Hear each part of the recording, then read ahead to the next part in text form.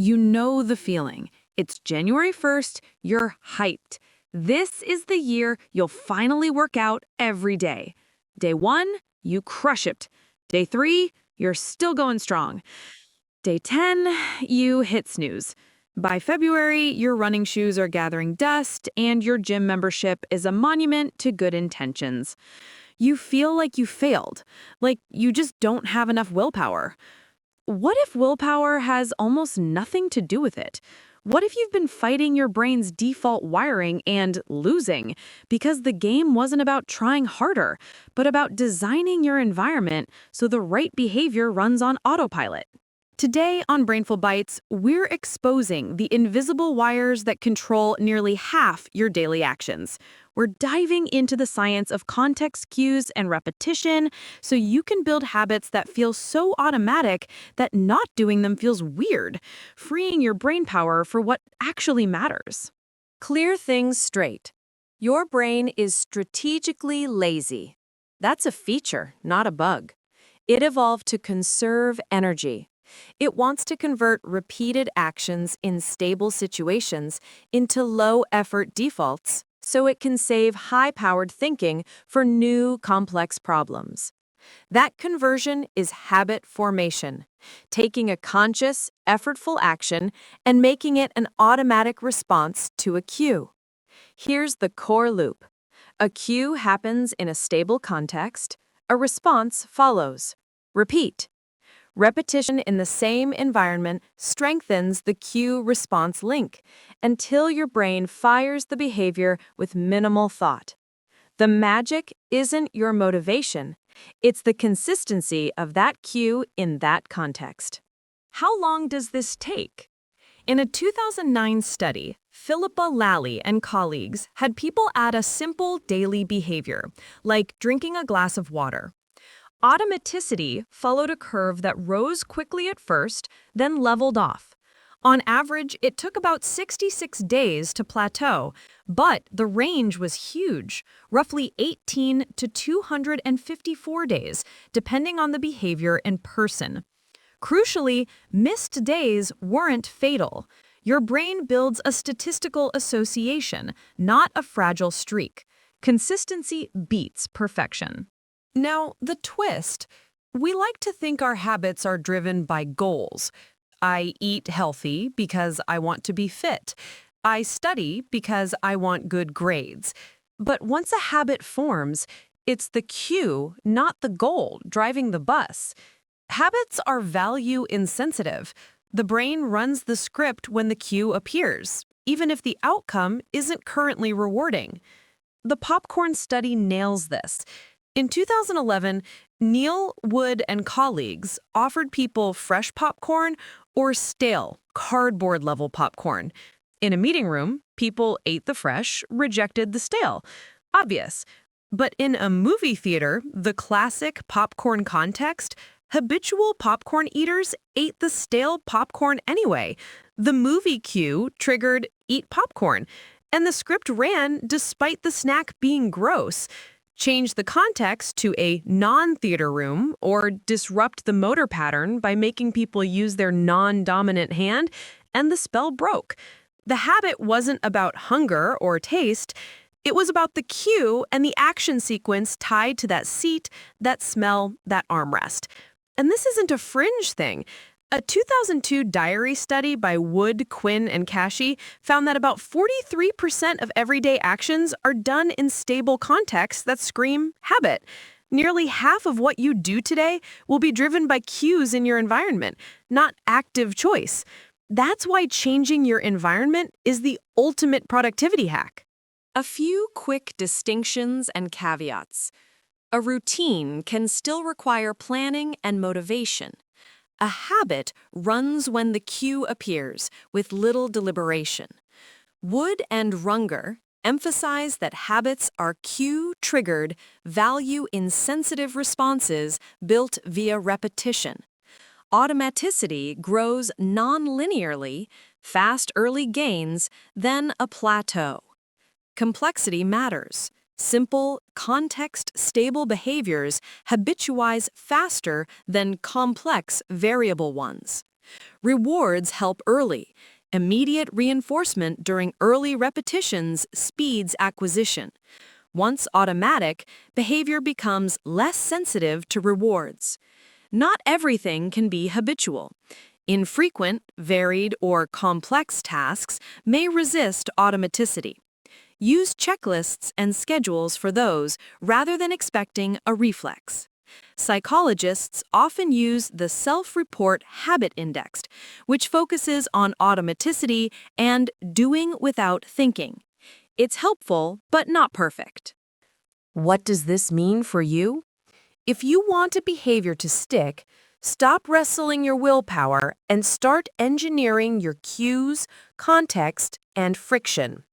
Let's build your autopilot. Here are 5 strategies to put your habits on autopilot with a simple installation plan you can run this week. First, here's the 4-step install method to use with each strategy. Step 1. Shrink the behavior. Define a 30 to 120-second version you can do daily, even on bad days. Consistency beats intensity. Step 2. Choose a precise cue. Tie it to an existing, reliable action in a stable place and time. Step 3. Prep the environment. Remove friction for the desired habit. Add friction for the rival behavior. Step 4. Reinforce and track. Pair with a small, immediate reward and mark a tiny log. Missed a day? Use the never miss twice rule and restart the next day. First, use habit stacking with hyper-specific cues. Vague goals like, "I'll write more," are useless. Anchor the new habit to a reliable, existing action and location. Use the formula. After my current reliable action at a specific place, I will do my tiny new behavior. A strong example is, after I pour my morning coffee at the kitchen counter, I will open my journal and write 1 sentence. A weak example is, in the morning, I'll journal. It's too vague. No anchor, no place. This works because the preceding action plus the stable location gives your brain a distinctive cue. Repeat that pairing and the link hardens quickly. Second, engineer your friction. Behaviors follow the path of least resistance. Make desired actions absurdly easy. Make undesired actions mildly annoying. To build a workout habit, lay out clothes, shoes, headphones, and a filled water bottle by the door the night before. Put your keys on top of your shoes so you literally have to move them to leave. For a study habit, keep a study station in a box on your desk. Charged laptop, 1 pen, 1 notebook, noise-blocking headphones, and a study playlist ready. Remove extra pens, gadgets, and clutter that invite fiddling. To break a phone habit, move social apps off your home screen, log out after each use, and set the browser to require manual URL entry. That extra 10 to 20 seconds often breaks the impulse loop. For a money habit, set default automatic transfers to savings the day after payday. The easiest path should be saving by default, not spending by accident. Third, design for immediate reinforcement. Early on, the habit itself isn't rewarding enough. Give your brain a now reason. Try bundling. Only listen to your favorite podcast while you walk. Only watch that show while folding laundry. Only use your fancy coffee mug after your 15-minute study block. Or use a micro reward, a satisfying check mark in a visible tracker, a streak number on a whiteboard, or a tiny square of chocolate after your 2-minute stretch. After a couple of weeks, when the behavior feels easier, reduce the reward frequency. The cue-response link will carry the load. Fourth, use context resets to break and remake habits. When the context is disrupted, habits loosen. That's your window. Big resets include moving, starting a new job, a new semester, or returning from a trip. Small resets include rearranging your desk, changing commuting routes, or a new workout location. Use the moment to install new defaults. Decide where you'll work, where you'll relax, where your phone sleeps at night, and what lives on your home screen. Fresh context, fresh scripts. Fifth, install a competing response at the cue. Sometimes you can't avoid the trigger. Plan a specific alternative that launches instantly when the urge hits. Use this formula. If I feel the cue or urge, then I will do a specific action. For desk doom scrolling, if I feel the urge to open social media at my desk, then I will open my task list and start the next 5-minute step. For night snacking, if I open the fridge after 9 p.m., then I will pour a glass of water and set a 5-minute timer before deciding. A pro tip from the popcorn study: disrupt the motor pattern. If you normally grab your phone with your right hand, force the left hand and stand up. That awkwardness pops you out of autopilot long enough to choose. Putting it all together, here is a 1-week habit blueprint. On day 0, which should take about 10 minutes, pick one behavior only. Shrink it to 2 minutes. Choose the exact cue and place. Prep the environment tonight. For example, after I brush my teeth at the bathroom sink, I will do 2 minutes of calf raises. On days 1 and 2, focus only on firing the habit at the cue. Celebrate tiny wins. Track with a single checkmark.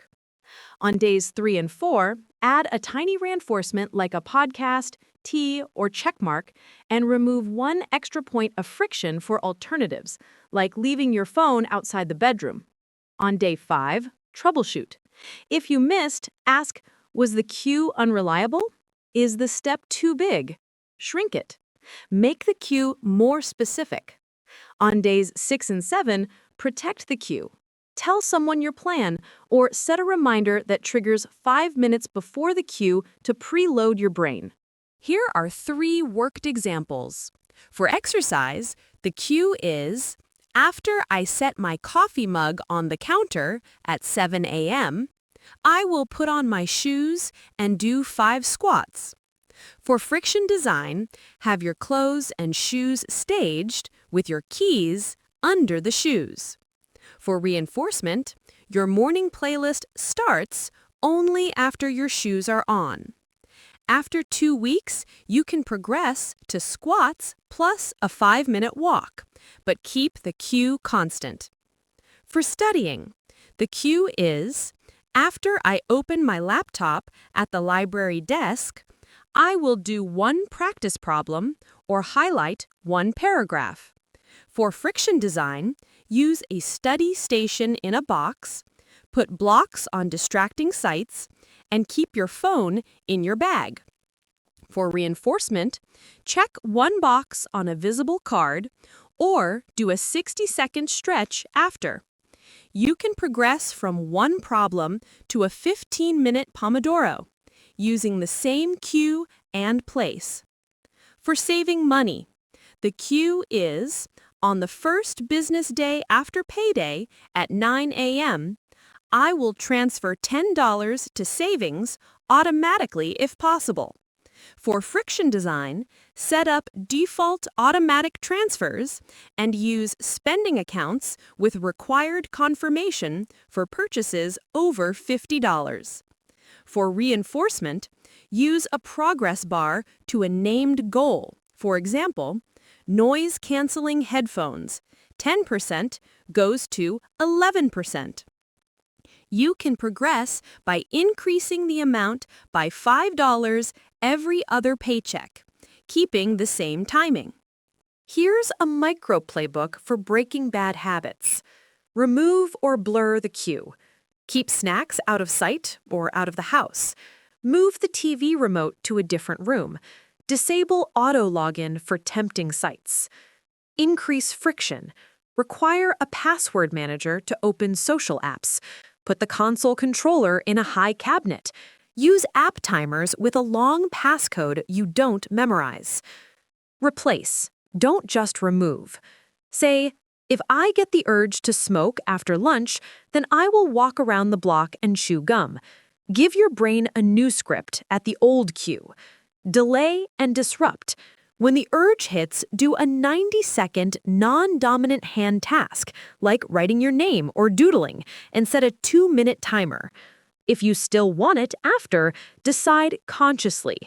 Use context windows. A new semester or a business trip are great times to redesign defaults that would otherwise resurrect old loops. Here are some common pitfalls and how to dodge them. Picking goals instead of cues. I'll run 3 times a week isn't a cue. After I hang up my work bag on the hallway hook, I will put on my shoes and step outside. Going too big too soon. If you can't do it when tired or rushed, it's too big. Shrink until it's impossible to skip. Inconsistent context. Rotating locations or times slows habit formation.